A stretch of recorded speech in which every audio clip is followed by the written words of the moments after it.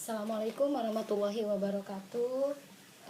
Terima kasih pertemuan kita hari ini adalah pertemuan pertama semasa tahun ajaran baru tahun 2020 tahun 2021. Nah, anak-anakku sekalian, untuk pertemuan kita kali ini dalam PJJ, kalian udah kenal lah saya. Kalian juga udah tahu saya mengajar apa. Ya, saya mengajar pelajaran IPS. Nah, di PJJ kali ini tema yang akan saya ajarkan adalah di kelas 8 kita akan mempelajari tentang mengenal negara-negara ASEAN. Perlu kalian ingat,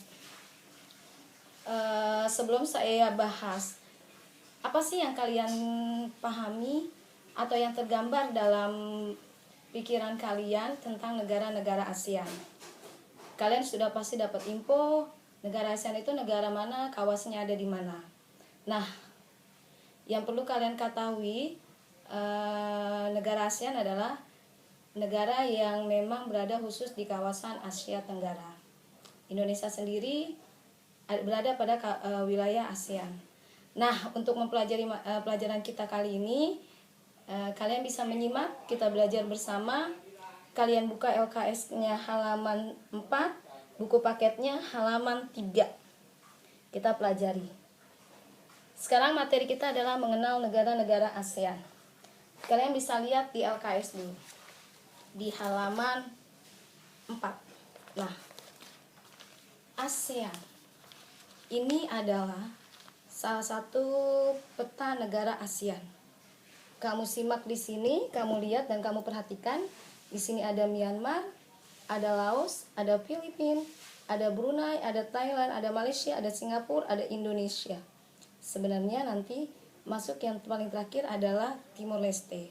Ini yang ada di buku LKS halaman 4. Hampir sama dengan yang ada di buku paket halaman 3. Di sini pun ini adalah wilayah yang berada pada wilayah kawasan Asia Tenggara. Untuk selengkapnya akan kita pelajari dulu dan kita kenal sebenarnya mengenal negara-negara ASEAN. Nah, sekarang kamu simak. Udah ibu bikin peta konsep. Yang perlu kamu tahu sebenarnya apa sih ASEAN itu?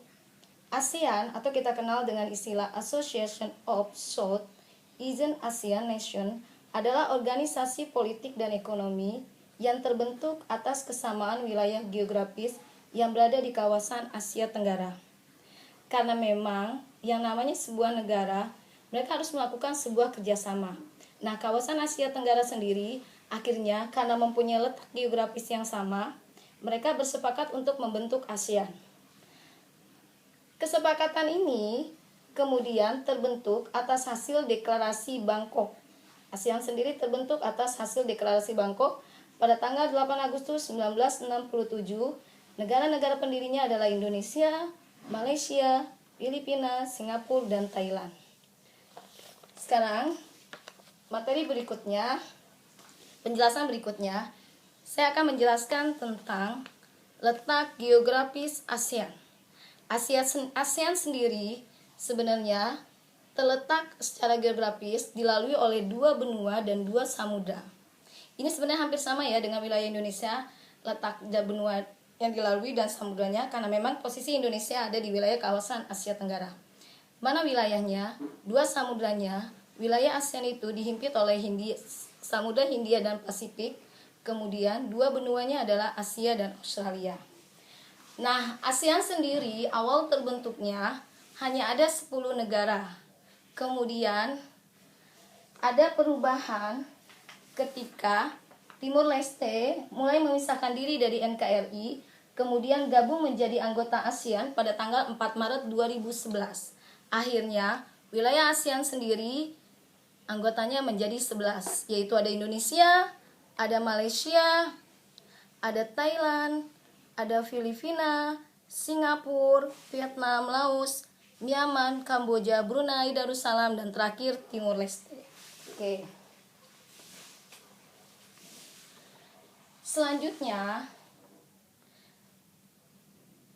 negara Asia Tenggara sendiri, wilayah kawasannya itu sebenarnya terbagi menjadi 2. Apa saja? Yang pertama adalah negara yang berada di daerah wilayah daratan. Itu meliputi wilayah Myanmar, ada Kamboja, ada Laos, ada Thailand, dan Vietnam, Myanmar, Vietnam. Kemudian negara yang berada di kepulauan yaitu ada Brunei, Filipina, Indonesia, Malaysia, dan Singapura. Nah, sekarang kita pelajari satu-satu mengenai negara-negara yang berada di kawasan Asia Tenggara. Yang pertama kita pelajari adalah Brunei Darussalam.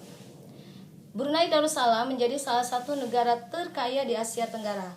Kenapa? Karena memang wilayah Brunei Darussalam itu memiliki pendapatan per kapita yang tinggi dengan sektor perekonomiannya bergerak ditopang dari hasil minyak bumi dan gas bumi.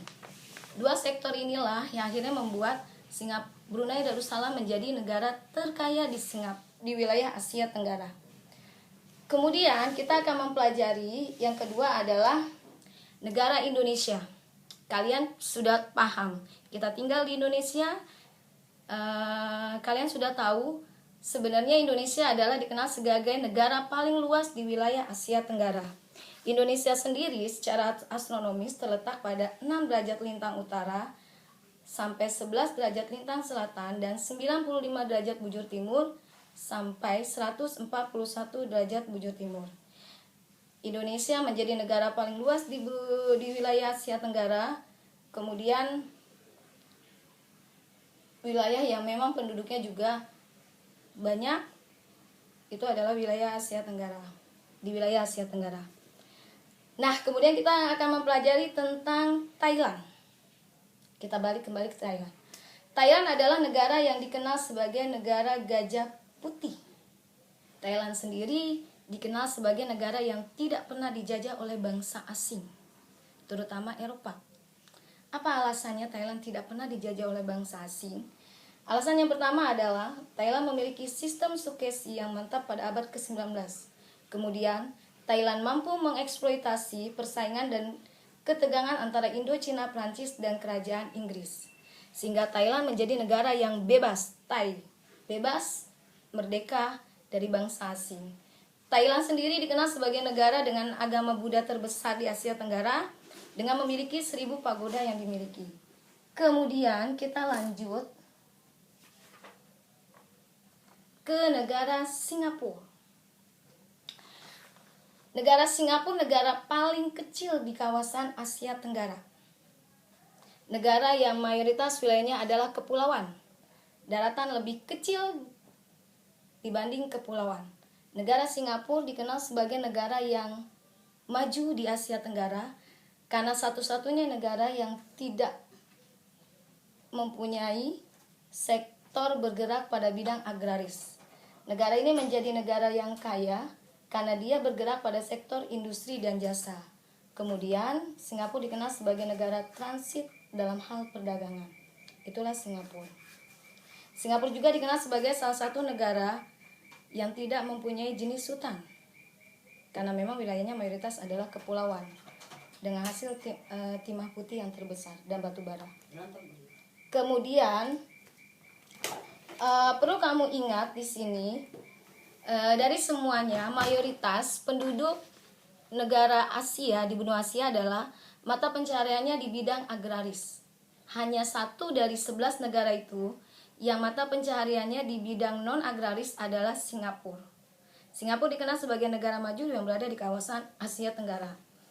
Apa alasannya? Kawasan Asia Tenggara sektor realnya bergerak pada bidang pertanian. Ini dikarenakan Asia Tenggara memiliki kondisi tanah yang subur. Ada 2 jenis tanah subur yang dimiliki oleh di wilayah Asia Tenggara. Itu ada jenis tanah aluvial dan jenis tanah vulkanik. Nah, kemudian kita berbicara tentang Laos. Laos adalah negara yang ada di kawasan Asia Tenggara yang tidak mempunyai lautan karena memang lebih banyak wilayahnya adalah daratan. Kemudian Laos menjadi pusat negara komunis setelah dulunya adalah Uni Soviet yang ada di Asia Tenggara. Kemudian ada Vietnam, ada Myanmar, dan lain-lain. Jadi bisa saya simpulkan hampir mayoritas sektor real mata pencarian ekonomi di wilayah kawasan Asia Tenggara adalah bergerak pada sektor pertanian. Bidang pertanian.